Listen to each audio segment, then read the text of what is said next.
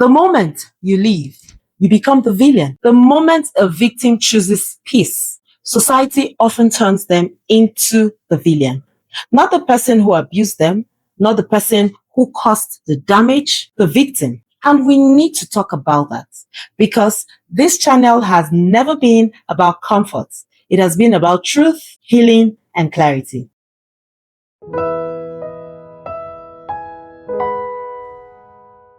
If you're new here, welcome.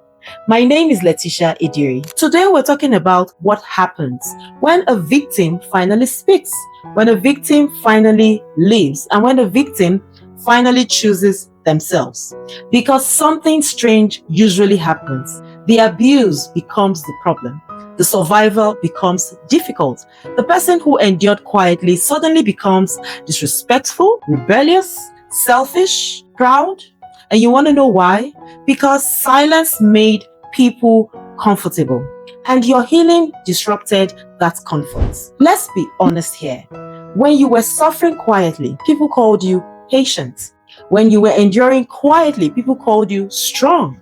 When you were shrinking quietly, people called you a very good spouse. But the moment you start setting boundaries, that moment you start saying no, the moment you stop tolerating nonsense, suddenly you have changed. Suddenly you are the problem. Not because you became bad, but because you stopped being convenient. A woman endures emotional abuse for years. She is told, be patient, pray harder. It's not easy, it's not a bed of roses. God will change him. And she finally decides to leave. Now the conversation is twisted and you start hearing things like, she didn't try hard enough. She broke her home. She gave up. She is proud. She's not a virtuous woman. And then a man endures constant insults, disrespect, manipulation, and control. He finally decides to walk away.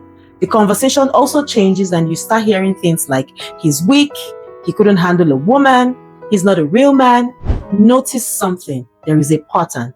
The abuse is forgotten and then the survivor is judged because society is more comfortable with quiet suffering than loud healing.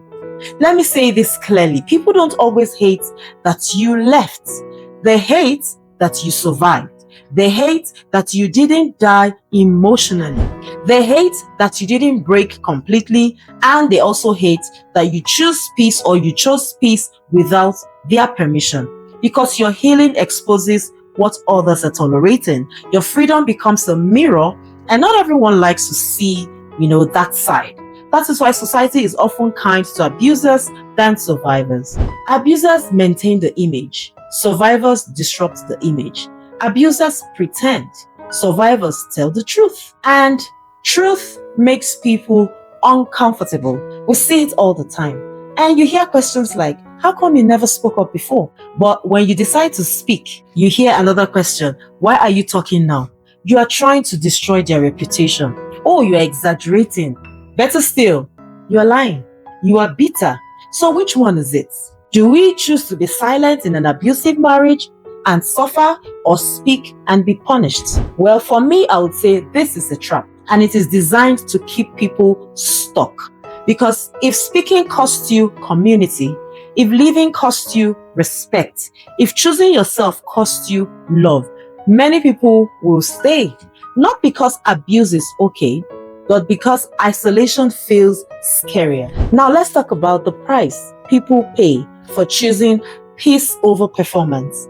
Because peace is not always applauded. Sometimes peace costs you your friends, family members, religious acceptance, community status, support system, and sometimes peace costs you the version of people you thought loved you. And nobody is prepared for that.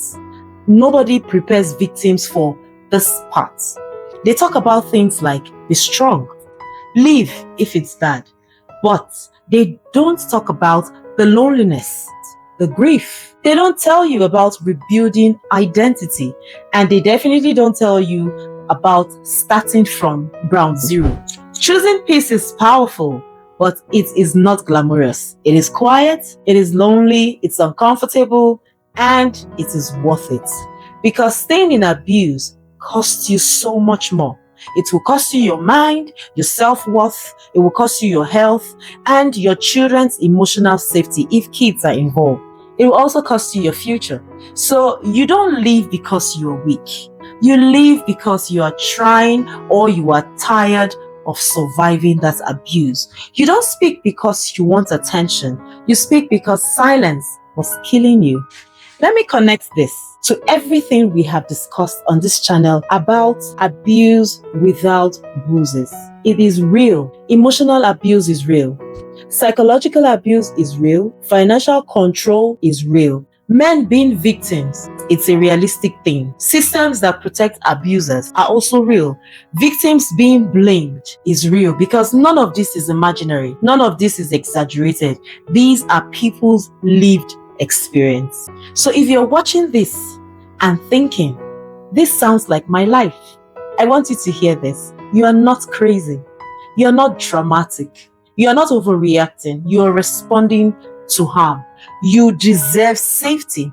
You deserve peace. You deserve relationships that do not shrink you. Do not hide your personality. You deserve love that does not require self-destruction. Let me say something important. Healing does not make you evil. Boundaries do not make you wicked.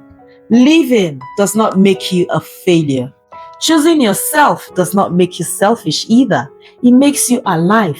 And if people walk away, let them go because you stopped accepting abuse, so they decide to walk away. Let them walk. They were never attached to your well-being. They were attached to your tolerance. And because your tolerance level has shifted, it's very inconveniencing for them. This channel exists to say what people whisper, to name what others minimize, to stand with people who feel alone, to remind you your life matters.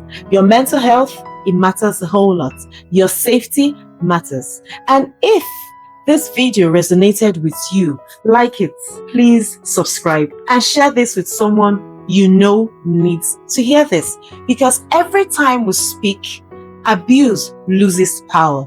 Every time we tell the truth, silence breaks.